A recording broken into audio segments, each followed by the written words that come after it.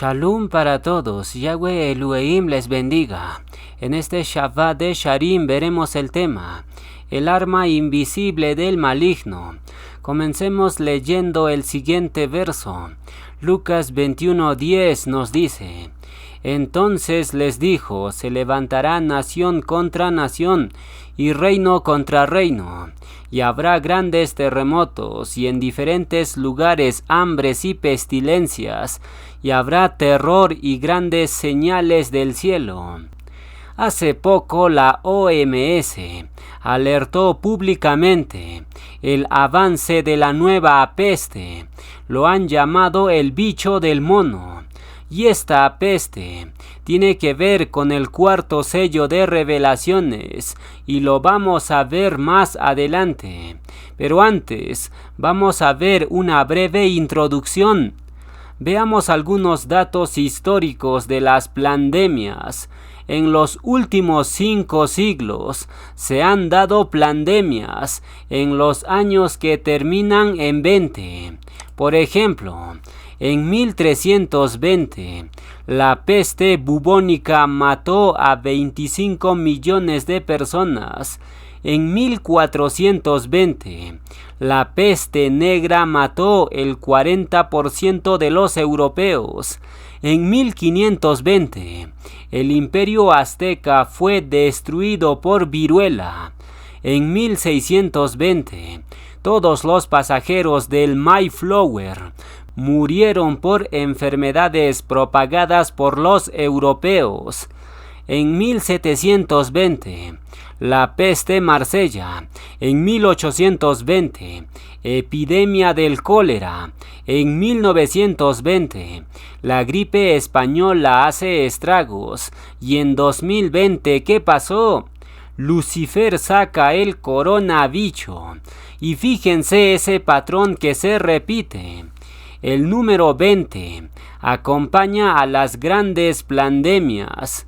Y toda pandemia casi siempre viene acompañado de un encierro o cuarentena. ¿Y saben ustedes cuál fue la primera persona en entrar en cuarentena? Vamos a descubrirlo. Números 12 del 13 al 15 nos dice: Entonces Moshe clamó a Yahweh diciendo: Te ruego, oh Elohim, que la sanes ahora. Respondió Yahweh a Moshe: Pues si su padre hubiera escupido en su rostro, ¿no se avergonzaría por 7 días? Sea echada fuera del campamento por 7 días, y después volverá a la congregación. Así Miriam fue echada del campamento 7 días, y el pueblo no pasó adelante hasta que se reunió Miriam con ellos. Miriam es la primera persona en ser aislada de la congregación. A ella lo sacaron fuera del campamento a un lugar aparte. Es decir, lo metieron en cuarentena, por así decirlo. Y ahora fíjense en la última frase que dice: y el pueblo no pasó adelante hasta que se reunió Miriam con ellos. Es decir, los que están deteniendo el avance de la asamblea somos nosotros, que todavía estamos enfermos con la transgresión y la murmuración. Miriam murmuró contra una autoridad de Yahweh, y eso provocó que toda la congregación se estancara en el desierto. ¿Y saben ustedes cuál es el pago de la murmuración? La cuarentena. Hoy en día, la humanidad está murmurando contra Yahweh. ¿De qué forma? Rechazando la emuná. Las personas cuestionan la existencia de un creador y como castigo se viene otra cuarentena. Waikra 26:22 nos dice: Enviaré también contra vosotros bestias fieras, que os arrebaten vuestros hijos y destruyan vuestro ganado, y os reduzcan en número, y vuestros caminos sean desiertos. En este verso hay muchos enigmas bien escondidos, Y esos enigmas, desde luego, tienen que ver con las pandemias. Aquí se mencionan 4 cosas claves. Número 1. Enviaré contra vosotros bestias fieras. Eso hace referencia a virus por doquier y lo vamos a sustentar con el libro de Revelaciones. Y además de esto, los virus generalmente están asociados a una bestia o animal. Por ejemplo, ¿cómo le llaman a esta nueva cepa que la OMS alertó hace poco? Lo llaman el bicho del mono. Entonces, cuando el texto dice, enviaré contra vosotros bestias fieras, lo que está diciendo es, enviaré virus mortales contra vosotros. ¿Quién envía el virus? Es Yahweh Elohim, a través de Lucifer. Todas las cosas buenas y malas salen de la boca del Altísimo. Por eso dice Lamentaciones 3:37, de la boca del Altísimo no sale lo malo y lo bueno. ¿De dónde sale lo malo? De la boca del Altísimo. Pero eso no significa que Yahweh sea malo, sino que Él tiene toda la autoridad absoluta para mandar pestilencias. Y de hecho, la palabra pestilencia en hebreo es deber, que viene de la raíz davar, que significa palabra. Es decir, toda pestilencia o virus sale de la boca de Yahweh. Yahweh le dice a Lucifer, libera tal virus, y Lucifer con mucho gusto dice, llegó la hora de actuar. Entonces, enumeremos las 5 cosas que menciona Guayicra 26. Número 1. Enviaré contra vosotros bestias fieras, es decir, enviaré virus mortales. Número 2. Que os arrebaten vuestros hijos. Eso indica separación de la familia por cuarentenas, porque aquel hijo que tenga el virus lo llevan a reclusión. Número 3. Destruyan vuestro ganado. Eso indica la reducción en consumo de carne, porque cuando hay cuarentenas, los supermercados están cerrados. Número 4. Os reduzcan en número. Eso indica mortandad por causa de la peste. Y finalmente, número 5. Vuestros caminos sean desiertos. Eso indica la cuarentena propiamente dicha, donde las ciudades y los caminos están sin personas. Entonces, estas 5 cosas que menciona Guayicra 26:22, esas 5 cosas se vienen para la humanidad, y la organización de la serpiente ya lo ha alertado públicamente. El futuro de la humanidad otra vez se hace sombrío. Revelaciones 6:8 nos dice, miré, y he aquí un caballo amarillo, y el que lo montaba tenía por nombre Muerte, y el Sheol le seguía, y le fue dada potestad sobre la 4ª parte de la tierra, para matar con espada, con hambre, con mortandad, y con las fieras de la tierra. Con el 4º sello aparece la muerte en persona, y fíjense que la muerte tiene 4 guadañas: espada, hambre, mortandad y fieras de la tierra. Esa última frase, fieras de la tierra, tiene que ver con pestilencias o virus. ¿Cómo lo sabemos? Muy simple. Guayicra 26:22 dice claramente, enviaré también contra vosotros bestias fieras. Y toda esa lista, lo acabamos de ver, tiene que ver con virus mortales que provocan encierros y muerte. Por tanto, cuando Revelaciones dice que el 4º jinete asesina con las fieras de la tierra, lo que está diciendo es que el caballo amarillo va a consumir con fiebre asesina a causa de esos virus. El color amarillo hace referencia a la palidez antes de morir, y este caballo amarillento va a asesinar a 1/4 de la población mundial. Eso es algo escalofriante. Lo que se viene para la humanidad es un holocausto en masa. Revelaciones 6:8, según esta versión, nos dice que el caballo amarillo asesinará con peste y con las bestias de la tierra.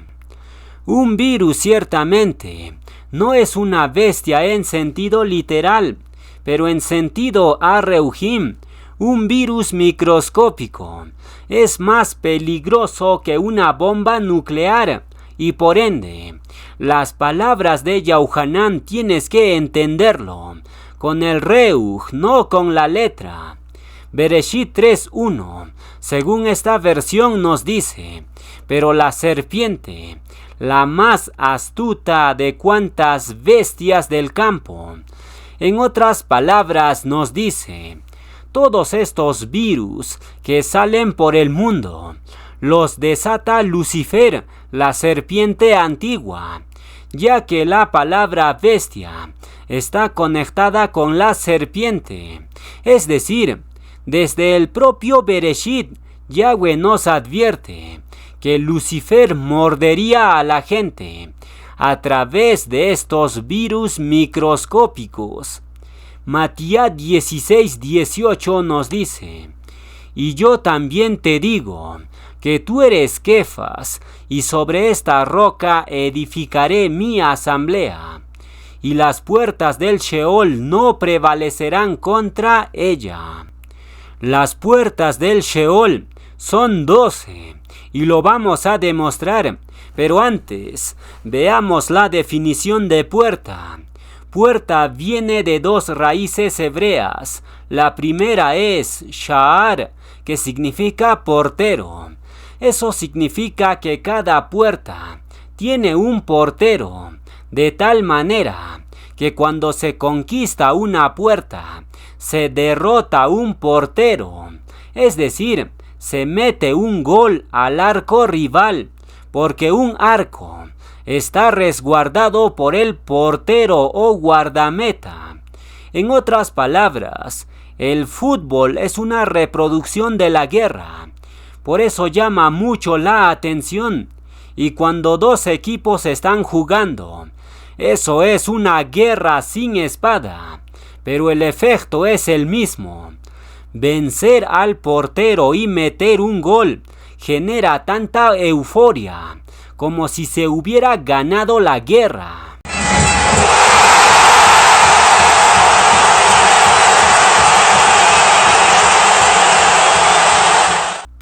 Entonces, el fútbol es una reproducción de la guerra, ya que al portero lo llaman también arquero. ¿Quién es el arquero? Aquel que dispara flechas con el arco. Es decir, el fútbol y la guerra son una misma cosa, con la única diferencia que el fútbol no tiene baños de sangre. Entonces, tanto en la guerra como en el fútbol, el objetivo es vencer al portero, porque antiguamente la toma de las puertas del enemigo era la acción de triunfo. Por eso las puertas de cualquier ciudad amurallada o castillo eran tremendas obras de ingeniería, porque cualquiera que conquiste las puertas o arco es el vencedor absoluto. Partiendo de este concepto, se entiende mucho mejor por qué Yahweh le dijo a Abraham: tu descendencia poseerá la puerta de sus enemigos. Nosotros derrotaremos al portero de las tinieblas. ¿Quién es el portero de las tinieblas? Es nada menos que Lucifer. Él no deja meter ni un gol, pero Yahshua le metió un gol olímpico desde media cancha. La segunda palabra traducido por puerta es la palabra hebrea patah, que significa desenvainar, es decir, las puertas siempre están asociados a la espada y la guerra. Y ahora se entiende mucho mejor por qué el nombre de David comienza con Dalet y termina con Dalet. La Dalet es la puerta y simboliza la guerra, y el rey David era varón de guerra. Entonces Matías 16:18 dice: y yo también te digo que tú eres Kefas, y sobre esta roca edificaré mi asamblea, y las puertas del Sheol no prevalecerán contra ella. ¿Cuáles son las puertas del Sheol? Pero sobre todo, ¿cuántas puertas tiene el Sheol? Tiene 12 puertas, y esas puertas se hallan distribuidos en todo el planeta Tierra. Cuando una persona muere sin haber recibido a Yahshua, el alma de esa persona entra por la puerta más cercana a su territorio. Por ejemplo, supongamos que la persona murió en México. Entonces entrará por la puerta con código 16. Por esa puerta será conducido al Sheol. Pero si una persona muere creyendo en Yahweh y Yahshua, en estos tiempos ya no entra por esas puertas del Sheol, sino que va directamente a la presencia de Yahweh para esperar la resurrección de su cuerpo. Ahora viene la pregunta: ¿cómo sabemos que existe 12 puertas del Sheol? Muy simple, porque el Sheol es una imitación de la Jerusalén celestial y terrenal. En Revelaciones se menciona que la nueva Jerusalén tiene 12 puertas, y cada puerta tiene el nombre de uno de los hijos de Jacob, y la Jerusalén terrenal tenía 12 puertas también. Ahí tienen esas 12 puertas. Entonces, el Sheol posee 12 puertas de acceso. ¿Y saben ustedes quién fue el personaje que abrió puertas al Sheol? Fue Jeroboam. Él levantó 2 becerros de oro, puso uno en Betel y el otro en Dan. Al hacer eso, automáticamente le abrió las puertas al mundo demoníaco. Jeroboam le abrió 2 puertas a las tinieblas. Una puerta estaba en Betel y otra puerta estaba en Dan. Entre esas 2 puertas se generó una línea de fuerza satánica. Es decir, si cerramos las puertas, entonces la línea de fuerza satánica desaparece automáticamente. Eso mismo se aplica a nosotros. Si nosotros le abrimos puertas a los demonios, ellos van a generar líneas de fuerza para atacarnos. Pero si cerramos las puertas, las líneas desaparecen. Regresemos a Revelaciones 6:8 para conectar algo interesante. El texto nos dice: miré, y he aquí un caballo amarillo, y el que lo montaba tenía por nombre Muerte, y el Sheol le seguía, y le fue dada potestad sobre la 4ª parte de la tierra, para matar con espada, con hambre, con mortandad, y con las fieras de la tierra. La muerte y el Sheol asesinan a la 4ª parte de la población mundial. Eso significa que de cada 4 personas, una persona va a morir. Esas cifras lo encontramos codificado desde Bereshit, porque en Bereshit se menciona a 4 personas claves: Adán, Hawa, Caín y Abel. De esas 4 personas, uno fue muerto por mano de Caín. Es decir, la muerte y el Sheol siempre han acompañado a la humanidad desde sus inicios. Y en estos tiempos finales, esa pareja, muerte y Sheol, van a caminar en la tierra de forma presencial, porque cuando se desate el cuarto sello, un cuarto de la población mundial es asesinada. Luego viene la sexta trompeta, y la matanza es mucho peor, porque Abadón y sus huestes asesinan 1/3 de la población restante. Eso será una carnicería brutal. ¿Quién podrá soportarlo?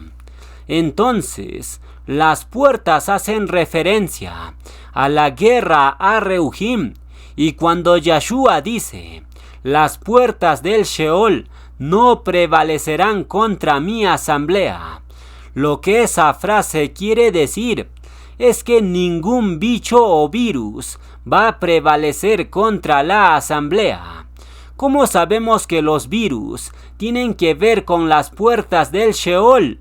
Muy simple, porque fíjense que este cuarto jinete asesina la 1/4 parte de la población mundial con pestilencia. Y el número 4 es la Dalet o puerta. Por tanto, las puertas del Sheol se abren cuando entra en acción estos virus pestilentes, y el bicho del mono ya ha entrado en acción, pero no tengan temor, eso va a llegar tarde o temprano, porque está profetizado, pero tú estarás seguro bajo la sombra del Altísimo. ¿Qué significa morar bajo la sombra del Altísimo? Bueno, eso lo vamos a descubrir por la tarde. Ahora le daremos un vistazo a los Reujim que atacan las puertas. Irmía 39:3 nos dice: y entraron todos los príncipes del rey de Babilonia, y acamparon a la puerta en medio, Nergal Sarecer, Samgar Nebo, Sarsekim el Rapsaris, Nergal Sarecer el Rapmag, y todos los demás príncipes del rey de Babilonia. En este verso se encuentran mencionados 4 autoridades de las tinieblas, y el significado de estos 4 nombres nos dan un panorama completo del ataque de Lucifer hacia los creyentes.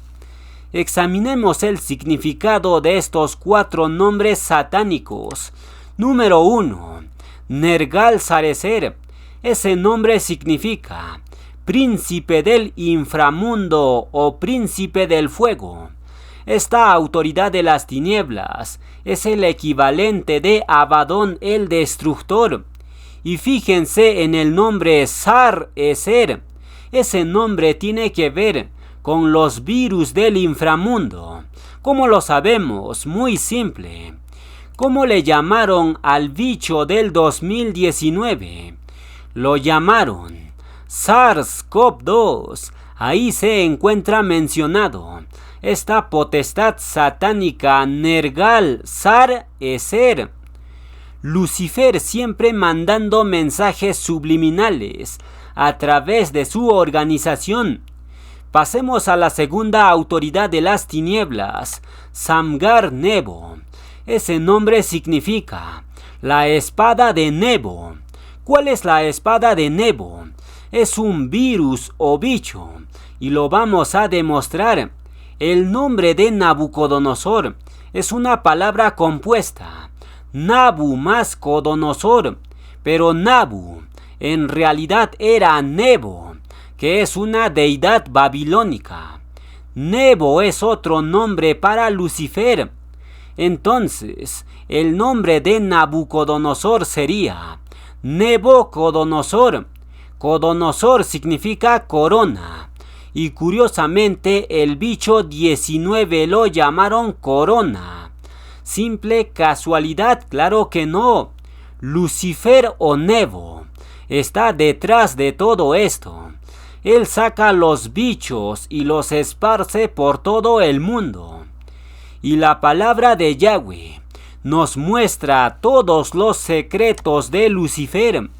Entonces, Nebo hace referencia a Lucifer, y Lucifer es descrito como el portador de la luz, y Codonosor significa corona, con lo cual Nebucodonosor significaría el portador de la corona. Esa frase revela claramente al que porta los virus y los desata. Y hace poco Lucifer aumentó la mortalidad de la viruela del chimpancé, y esos bichos son la espada preferida de Lucifer, porque todo bicho avanza de forma invisible, pero de forma exponencial. Así es como trabaja Hashatán. Hace las cosas ocultas, pero lo hace con una velocidad impresionante.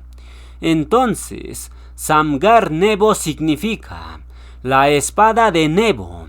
Eso es lo mismo que decir la espada de Lucifer, que son los microorganismos. Pasemos a la tercera autoridad de las tinieblas, Sarsekim el Rapsaris. Este era el jefe de los eunucos, y el eunuco en sentido negativo afecta tanto al varón como a la mujer, anula lo masculino del varón y ofende lo femenino de la mujer. ¿Quién era un eunuco? Era un hombre que lo hacían impotente, lo castraban para que se ocupara de las doncellas del rey. Eso significa que un eunuco no tiene posibilidades de reproducción. En otras palabras, este reuj maligno, el Rapsaris, ataca los órganos reproductivos y provoca esterilidad.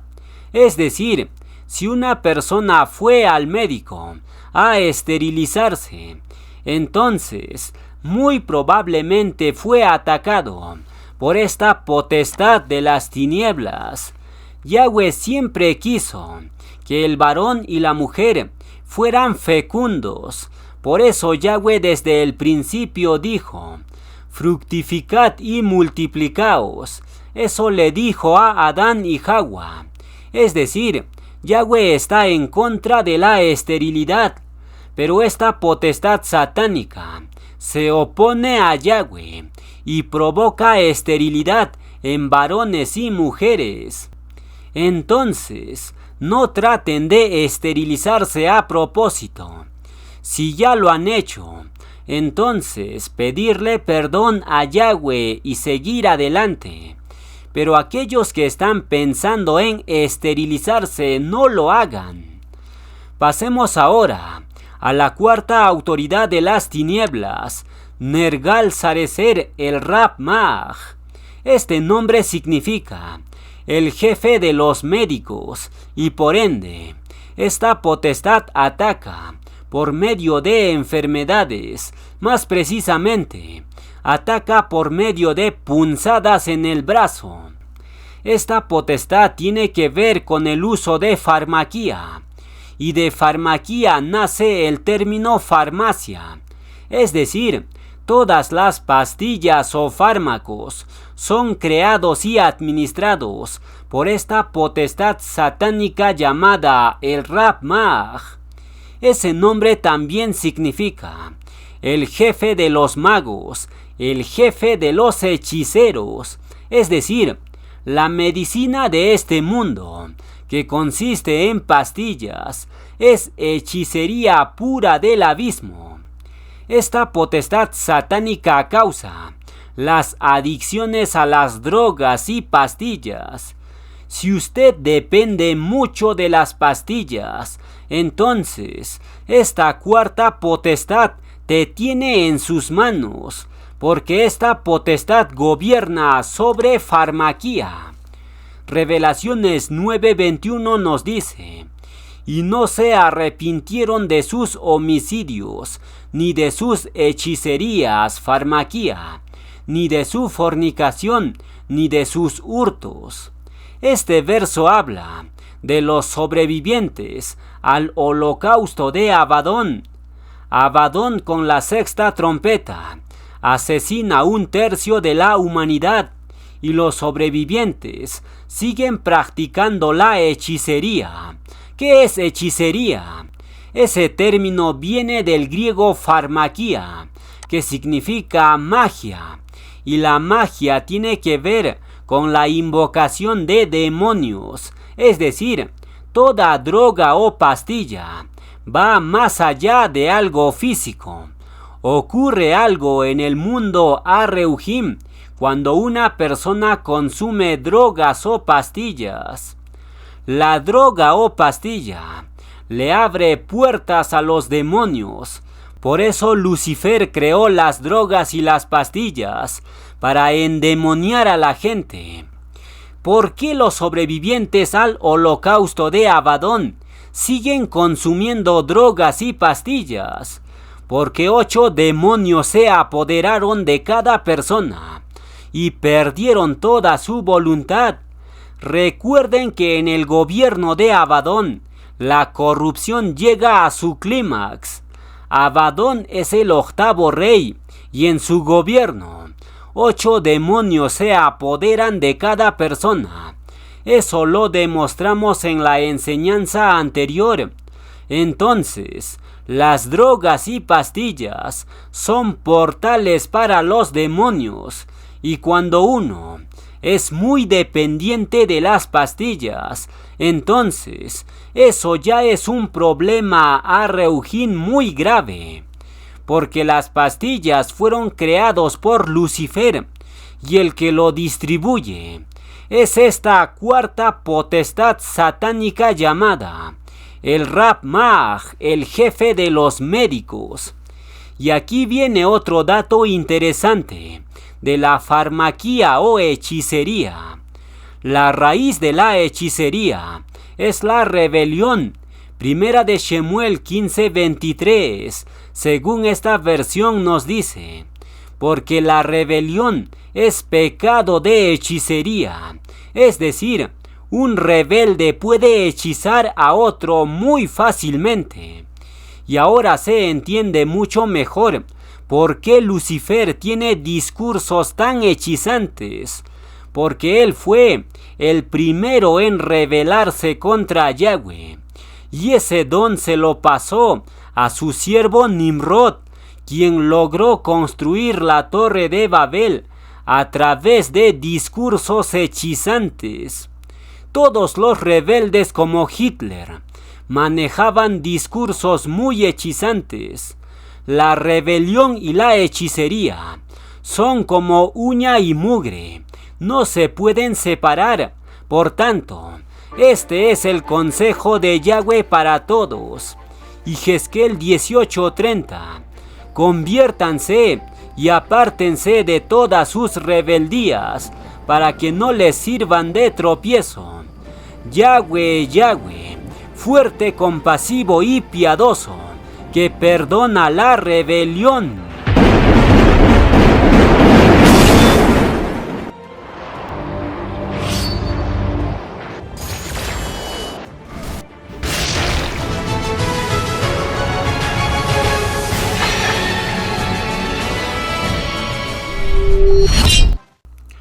Vamos a continuar con la enseñanza.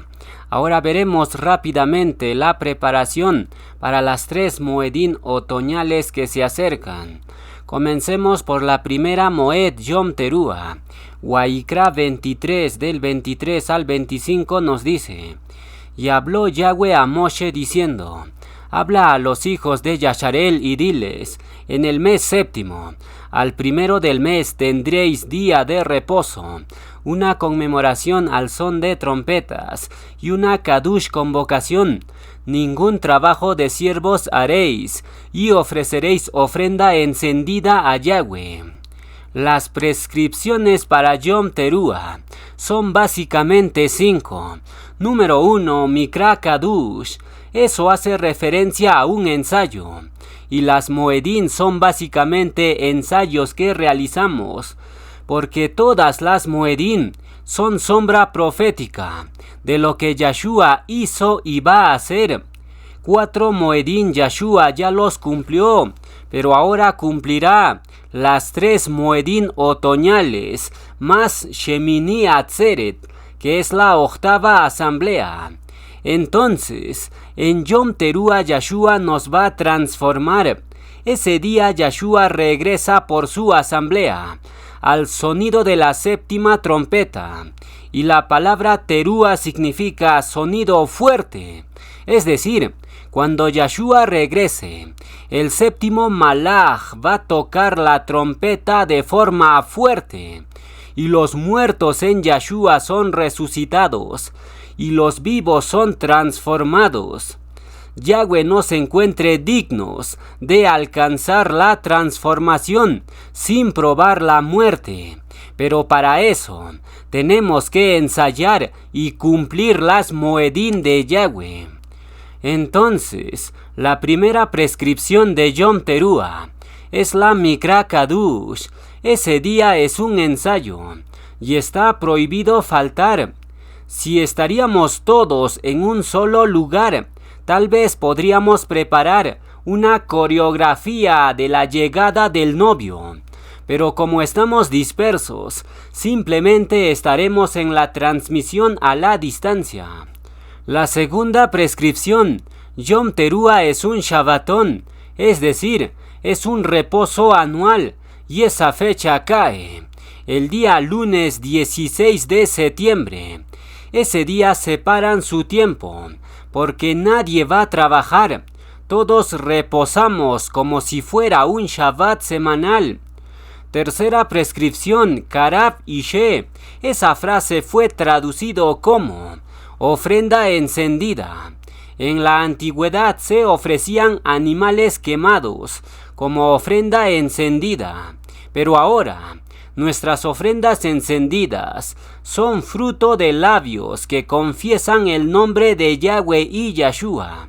Es decir, para Yom Teruah, si tienes esa posibilidad, prepara una exaltación o danza y me lo podrías enviar para ponerlo en la transmisión de ese día. Cuarta prescripción, Yom Teruah. Esa frase significa día de aclamación, día de júbilo. Si estaríamos todos juntos, entonces saldríamos por las calles con trompetas y shofares anunciando que Yahshua viene. Haríamos un estruendo muy fuerte, porque Teruah significa sonido fuerte, grito de batalla, voz de júbilo. Pero estamos dispersos en las naciones y cumplimos las Moedim conforme a lo que tenemos. Por ejemplo, aquí donde vivo, solo mi persona cree en Yahweh. No hay hermanos que vivan cerca. La mayoría están muy distantes. Por ende, la cuarta prescripción lo cumplimos en nuestras posibilidades. Pasemos a la quinta prescripción, Zikaron Teruah. Esa frase comúnmente lo han traducido conmemoración al son de trompetas. Esa traducción no está mal, pero Zikaron Teruah podría traducirse como memorial de Yom Teruah, puesto que la palabra hebrea Zikaron significa memorial, recuerdo. Es decir, para Yom Teruah vamos a preparar una cartilla memorial. Será algo simple, porque no les podemos exigir algo complejo, ya que el yugo de Yahshua es ligero y fácil. Entonces, para Yom Teruah se preparan una cartilla memorial, como se muestra en la pantalla. Obviamente ustedes lo preparan según los materiales que tienen. Por ejemplo, la mayoría tiene cartulinas en casa. Agarras esa cartulina y le pones como título Zikaron Teruah. Luego seleccionas un verso, el que más te guste, y lo escribes en el centro de la cartulina. Luego más abajo pones Yahweh tu Elohim reina. Luego pones Hag Shameach Yom Teruah. Y finalmente pones tu nombre en la parte de abajo. Adornas tu cartilla memorial, le pones el nombre de Yahweh y Yahshua en hebreo pictográfico. Y una vez que terminas de hacer la cartilla, entonces grabas un audio o video leyendo tu cartilla. Y ese video o audio me lo envías por WhatsApp o Messenger. En caso que grabes solo audio, entonces tienes que enviarme la foto de tu cartilla. Y yo lo compilaré aquí todas las cartillas en uno solo. Y todo eso lo presentaremos como ofrenda encendida a Yahweh. De esa forma estaremos cumpliendo esta quinta prescripción para Yom Teruah. El plazo máximo para entregar la cartilla memorial con su audio será el día jueves 12 de septiembre. Ese día cae el Shabbat semanal número 26 del año. Tienen 3 semanas completas para preparar su cartilla memorial. Son 21 días en total. No esperen la última hora para hacer sus cartillas. Vayan avanzando desde ahora. Aquí les dejo un ejemplo de cómo deben grabar el audio de la cartilla. Voy a leer mi cartilla. Zikaron Teruah, Ishaya 52:7.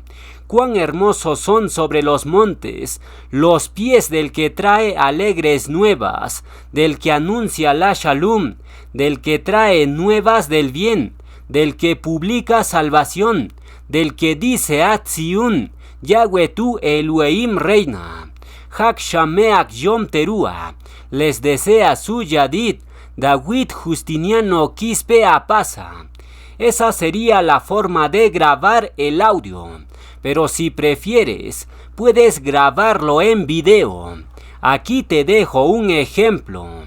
Como nos habló nuestro Yadí David Justiniano, el memorial para esta próxima Moed que se aproxima, Yom Teruah. Aquí nosotros hicimos nuestra cartilla. Tenemos aquí que la cartilla comienza diciendo Zikaron Teruah.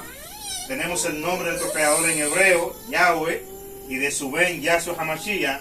Tenemos un pasuk bíblico que se encuentra en Yael 2:27. Dice, sabrán que en medio de Yisrael estoy yo, y que yo soy Yahweh, su Elohe, y no hay otro, y jamás será mi pueblo confundido.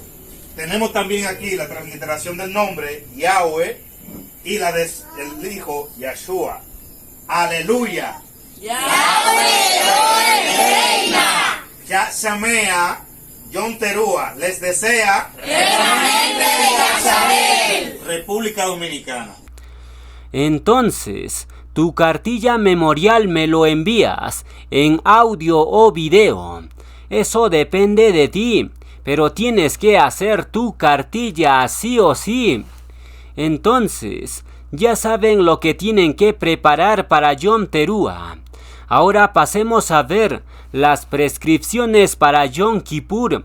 Waikra 23, del 26 al 32 nos dice: también habló Yahweh a Moshe diciendo: a los 10 días de este mes séptimo será el día de expiación, tendréis kadush convocación, y afligiréis vuestras almas, y ofreceréis ofrenda encendida a Yahweh.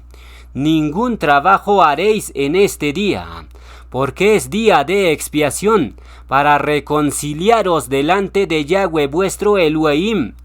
Porque toda persona que no se afligiere en este mismo día, será cortada de su pueblo, y cualquier persona que hiciere trabajo alguno en este día, yo destruiré a la tal persona de entre su pueblo.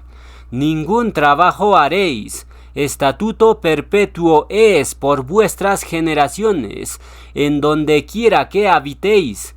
Día de reposo será a vosotros, y afligiréis vuestras almas, comenzando a los 9 días del mes en la tarde. De tarde a tarde guardaréis vuestro reposo.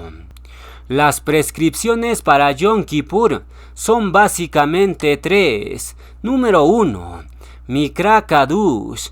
Eso también es un ensayo. Nosotros celebramos Yom Kippur no porque el Cohen va a hacer expiación y va a entrar con sangre al lugar Kadushim. Eso Yeshua ya lo hizo, una vez y para siempre con su propia sangre. Así lo explica Shaulo en la carta a los hebreos. Pero entonces, ¿por qué celebramos Yom Kippur? Es un memorial en honor a Yeshua, de la obra de expiación que él hizo a favor de nosotros. Y además de esto, Yom Kippur tendrá su pleno cumplir cuando Yeshua comience a derramar las 7 copas de la ira, porque el número 10 tiene que ver con juicio. Por ejemplo, ¿cuántas plagas Yahweh envió a Egipto?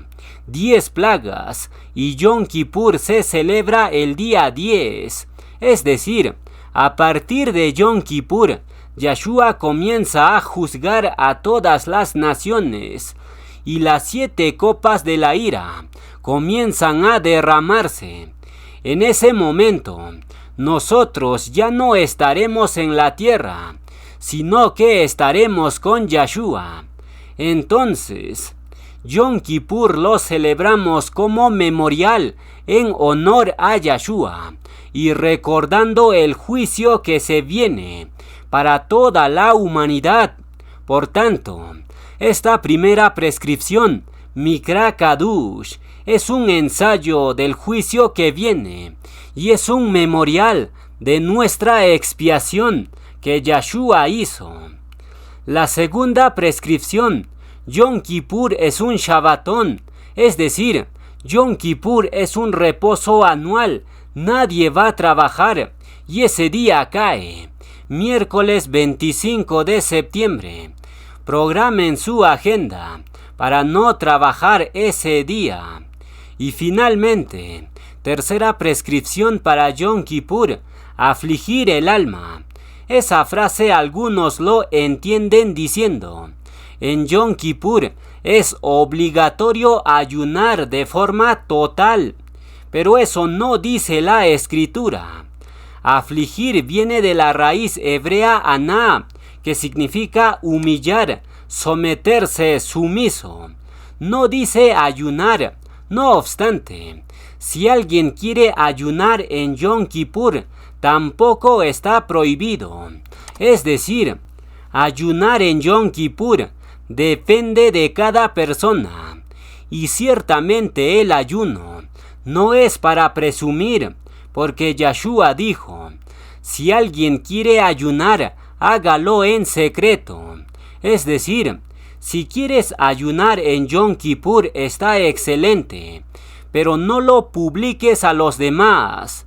Entonces, afligir el alma en Yom Kippur no tiene que ver en sí con dejar de comer, no es tanto físico, sino que es algo a Reuhim, porque humillarse o someterse a Yahweh no es algo fácil, ya que esta carne siempre quiere rebelarse contra Yahweh.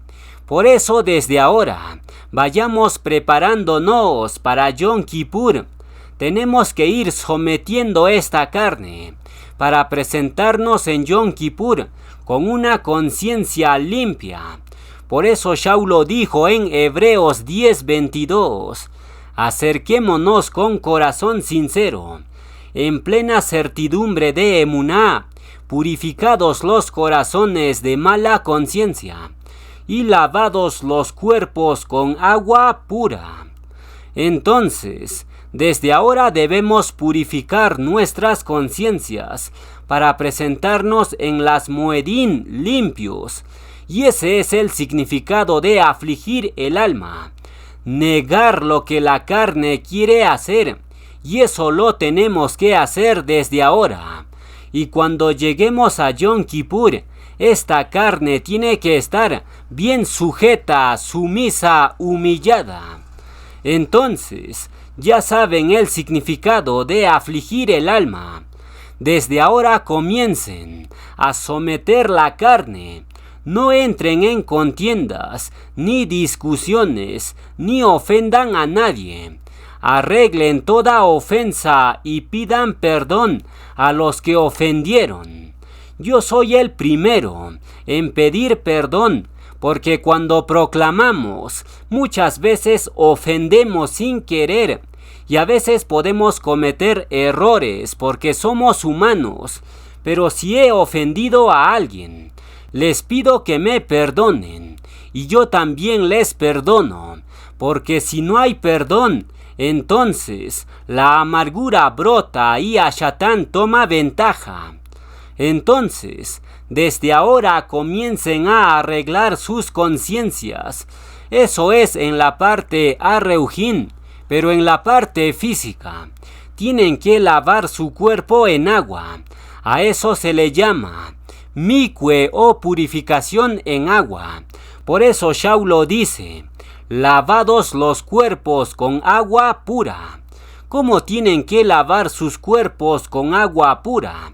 Bueno, si tienen la posibilidad de ir al río, van y se sumergen varias veces, pero antes de sumergirse, leen el Salmo 51 y hacen una plegaria pidiendo a Yahweh purificación completa, en reuj, alma y cuerpo.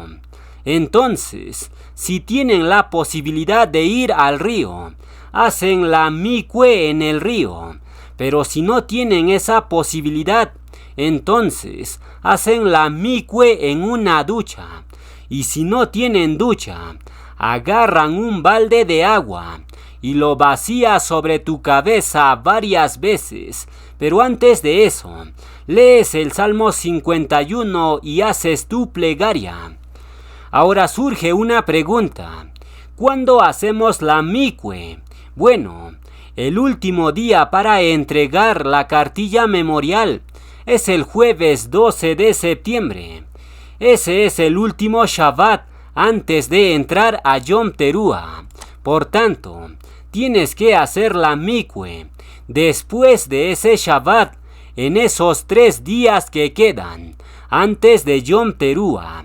Es decir, tienes plazo para hacer la mikwe el día 13, 14 y 15 de septiembre. Entonces, la mikwe lo tenemos que hacer antes de Yom Teruah, y de esa forma entramos limpios a Yom Teruah, Yom Kippur, Sukkot y Shemini Atzeret.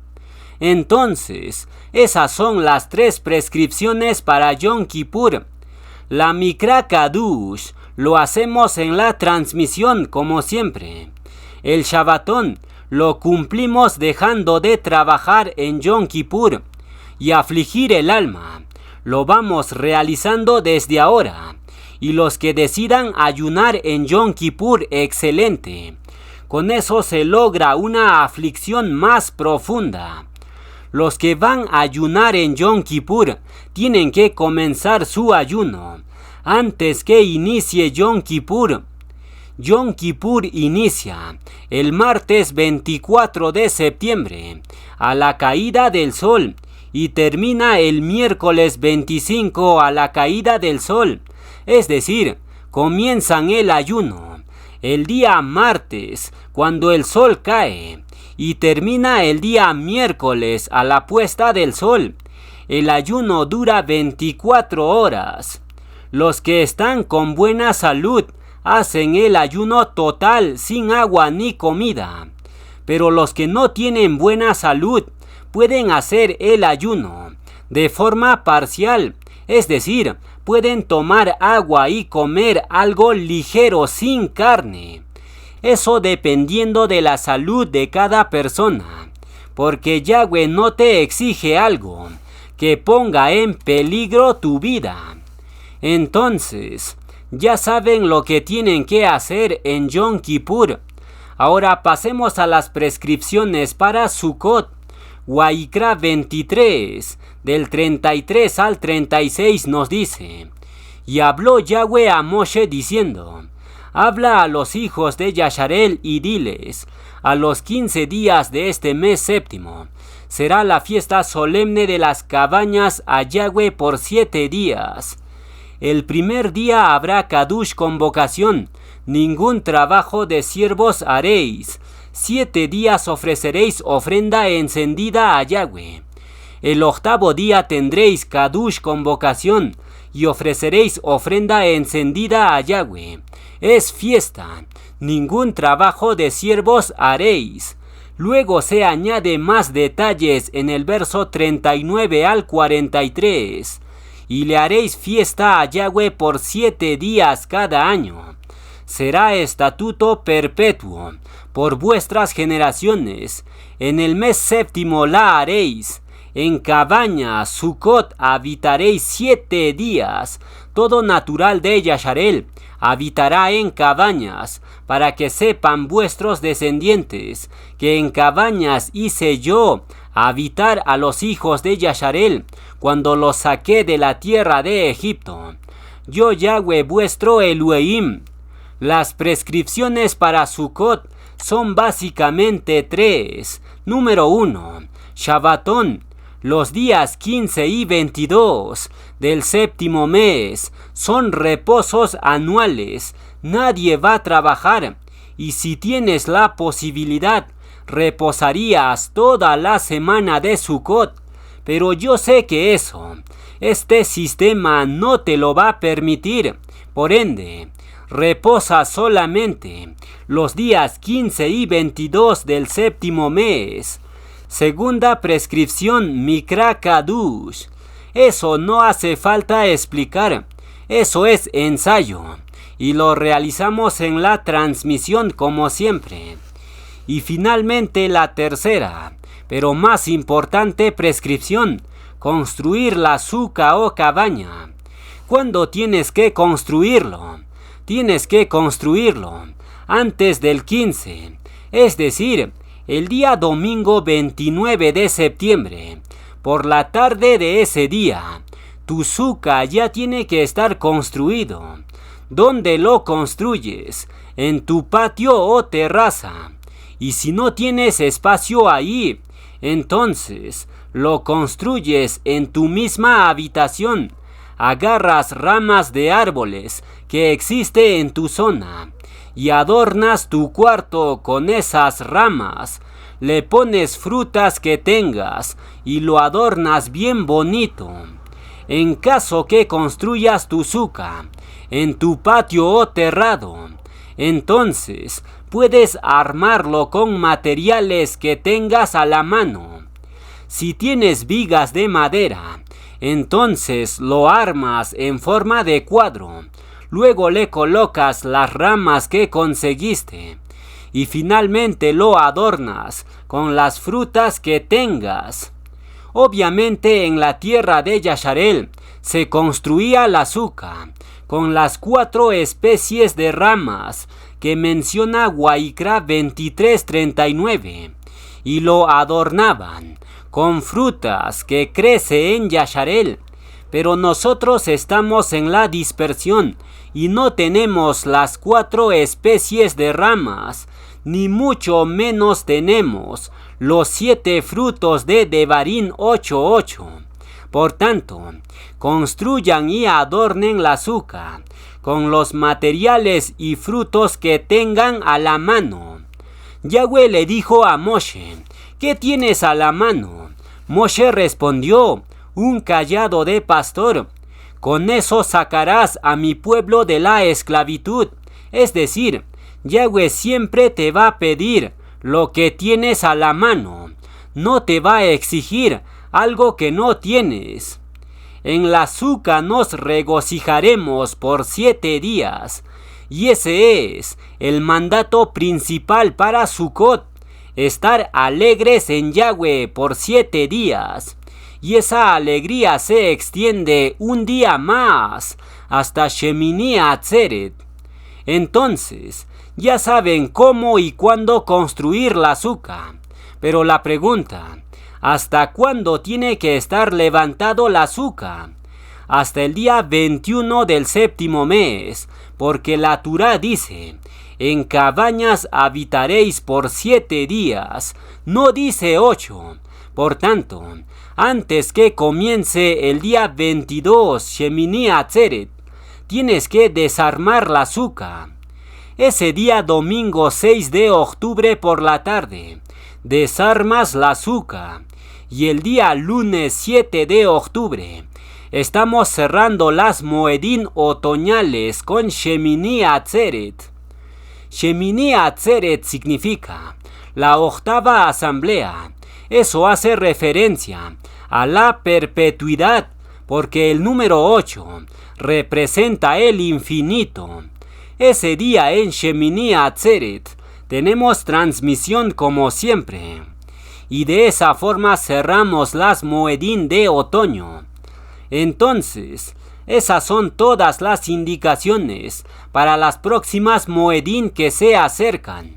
Cerramos la preparación de estas Moedín con el Taelim 102 que dice: servid a Yahweh con alegría, venid ante su presencia con regocijo. Finalmente, para terminar la enseñanza, vamos a complementar el tema de la mañana. Vamos a ver algunos secretos del Taelim 91. Comencemos leyendo la primera parte del Taelim. El que habita al abrigo del Altísimo Elium morará bajo la sombra del omnipotente Shaddai. Diré yo a Yahweh: Ticuá mía y castillo mío, mi Elohim en quien confiaré. Este poderoso pasaje comienza mencionando 4 palabras hebreas diferentes para el Creador: Elium, Shaddai, Yahweh y Elohim. Estas 4 palabras revelan la suma total de quién es el Creador. El escritor de este salmo es anónimo. No se menciona al autor y la mayoría asumió que fue el rey David quien escribió el Salmo 91. Eso podría ser una posibilidad, ya que David es el único personaje del Tanaj al cual se lo menciona diciendo: el hombre conforme al corazón de Yahweh.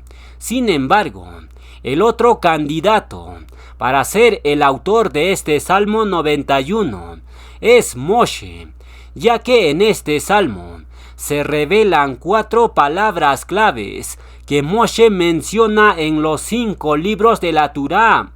Entonces, los 2 candidatos más cercanos de la autoría de este salmo son David y Moshe. No podemos asegurar al 100% quién de los 2 lo escribió, pero lo que sí sabemos es que este Salmo 91 tiene una profundidad increíble. Este Salmo 91 es un salmo de guerra a Reujim de alto nivel. ¿Cómo lo sabemos? Muy simple, porque en este Salmo 91 se mencionan 6 entidades satánicas que trabajan en forma de cadena y que atacan en pares. Vamos a leer los textos para que lo entiendan mucho mejor. Versos 3 y 4 nos dice: Él te librará del lazo del cazador, de la peste destructora. Con sus plumas te cubrirá, y debajo de sus alas estarás seguro. Escudo y adarga es su verdad. El lazo del cazador y la peste destructora son 2 potestades satánicas que trabajan como pareja. Primero entra en escena el lazo del cazador, y luego que el cazador te ata con sus lazos, entonces entra la peste destructora para hacer estragos. El lazo del cazador siempre va dirigido a la cabeza del hogar, al líder, porque la cabeza es el hombre fuerte, y Yahshua dijo: si alguien logra atar al hombre fuerte, entonces los saqueadores pueden entrar en toda la casa y saquearlo todo. Por tanto, el lazo del cazador siempre va dirigido a las cabezas, ya sea del hogar o de la asamblea. Ahora bien, ¿por qué el Salmo 91 menciona en primera instancia al cazador? ¿Por qué no menciona a la peste destructora o cualquier otra entidad satánica? Muy simple, porque el lazo del cazador tiene un poder de arranque impresionante, de tal manera que si alguien es atado por el lazo, entonces esa persona puede ser dominado por Ashatan. No lo digo yo, lo dice la propia Escritura. Jueces 16:6 nos dice: y Dalila dijo a Sansón: yo te ruego que me declares en qué consiste tu gran fuerza y cómo podrás ser atado para ser dominado. ¿Se dan cuenta? Cuando una persona es atado por el lazo del cazador, esa persona va a ser dominado por Lucifer. Ese es el poder impresionante que tiene el lazo del cazador. Y fíjense que Sansón fue atado a través de una mujer, porque Dalila utilizó las artes de meretriz para seducir a Sansón, y al final Sansón terminó perdiendo su fuerza y sus 2 ojos, y terminó dando vueltas en un molino, como si fuera un animal. El poder que tiene el lazo del cazador es tremendo, porque su estrategia principal es atar con lazos, y los varones generalmente son atados a través de una mujer. Por ejemplo, ¿qué dijo Shaul con respecto a David? Shaul dijo: yo le daré a mi hija Mical para que le sea por lazo. ¿Se dan cuenta? Lucifer siempre va a tratar de atar a un varón a través de una mujer. Pero en caso de las mujeres, el lazo del cazador es un engaño con la lengua, porque la primera mujer, Hawa, cayó a través del discurso de Lucifer. Ella oyó las palabras de la serpiente y quedó fascinada hasta el punto de traicionar a Yahweh y obedecer a la voz de la serpiente. Entonces, el lazo del cazador se ejecuta de 2 maneras. En el caso del varón, el lazo del cazador funciona mejor a través de una mujer, pero en caso de las mujeres, el lazo del cazador funciona mejor con la lengua. Entonces, según el Salmo 91, la primera pareja satánica que ataca es el lazo del cazador y la peste destructora. Si el cazador logra atarte, entonces la peste destructora tiene terreno libre para hacer su trabajo. Y si esto lo aplicamos a los virus o bichos, entonces el panorama sería el siguiente. Si Ashatan logra atarte y descuidas tu relación con Yahweh, entonces entra la peste destructora en tu hogar y hace estragos en tu familia. Eso sería en la parte física, pero en la parte Areuhim, la peste destructora, se consume los 9 frutos del Reuj, se consume tu Aevá, gozo, shalom, paciencia, benignidad, bondad, emuná, mansedumbre y templanza. Esos 9 frutos del Reuj, la peste destructora se los devora. Pero para lograr eso, el lazo del cazador tiene que atarte. Entonces, la primera pareja satánica que viene en tu contra es el lazo del cazador y la peste destructora. Si logras resistir a esas 2 entidades satánicas, entonces Ashatan te envía otra pareja satánica. Taelim 91:5 nos dice: no temerás el terror nocturno, ni saeta que vuele de día. El terror nocturno es una entidad satánica que se devora tus sueños, sueños físicos y sueños Areuhim.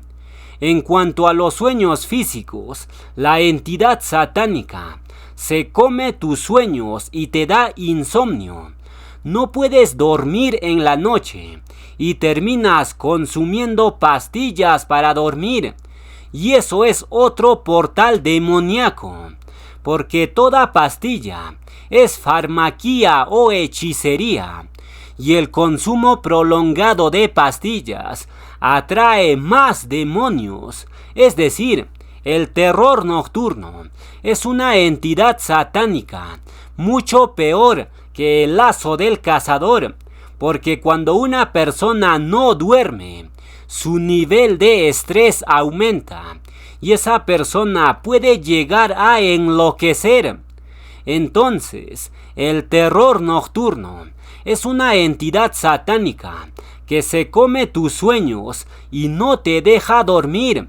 Eso es en la parte física, pero en la parte arreuhim, el terror nocturno se come tus sueños o planes con Yahweh. Por ejemplo, si antes hacías plegaria y exaltación, ahora te cuesta cantar y hacer plegaria. ¿Qué está pasando? El terror nocturno se está devorando tus sueños a Reuhim. Entonces dice el Taelim 91:5, no temerás el terror nocturno, ni saeta que vuele de día. La saeta que vuela de día son los malos pensares que Hashatán continuamente nos envía. Por ejemplo, si una persona no puede dormir en la noche, entonces, ¿qué va a pensar durante el día? Hashatán le va a enviar pensares suicidas. Y esto no es broma, porque una hermana me llamó desesperada hace un tiempo atrás. Me dijo que no podía dormir y ese ciclo se repetía durante varias noches y me habló diciendo, no sé qué hacer, prefiero que Yahweh me quite la vida en lugar de soportar este insomnio. Ese pensar es obviamente suicida y a ese nivel trabaja el terror nocturno y la saeta que vuela de día. El terror nocturno te presiona de noche y la saeta de día quiere matarte. Son dos armas totalmente diabólicas. Hasta este punto hemos visto dos parejas satánicas y ahora veremos la tercera pareja, que es mucho peor que los anteriores. Taelim 91:6 nos dice, ni pestilencia que ande en oscuridad, ni mortandad que en medio del día destruya. Esta pareja satánica tiene que ver precisamente con los virus y las pandemias. El texto dice, ni pestilencia que ande en oscuridad. Eso hace referencia a esos virus que se mueven en lo oculto. Nadie ve a los virus, pero vuelan como aves. Y la frase, ni mortandad que en medio del día destruya. Eso hace referencia al efecto que produce el virus. Todo virus se mueve en secreto en la oscuridad, pero los efectos se ven durante el día. A los muertos todos lo pueden ver, pero al virus no. Entonces, existe tres parejas satánicas que se mencionan en el Salmo 91. Y la única forma de ser librados de esas entidades satánicas, ¿cuál es? Morar bajo la sombra del Omnipotente. Pero la pregunta, ¿qué significa morar bajo la sombra del Omnipotente? Muy simple, eso tiene que ver con la tienda de David, es decir, aquellos que se muevan en exaltación y plegaria. Ellos morarán bajo la sombra del Altísimo, y nada podrá tocarlos. Por tanto, esto es lo que dice Yahweh. Taelim 50:23, el que sacrifica exaltación me honrará, y al que ordenare su camino, le mostraré la salvación de Elohim, sombra del Altísimo.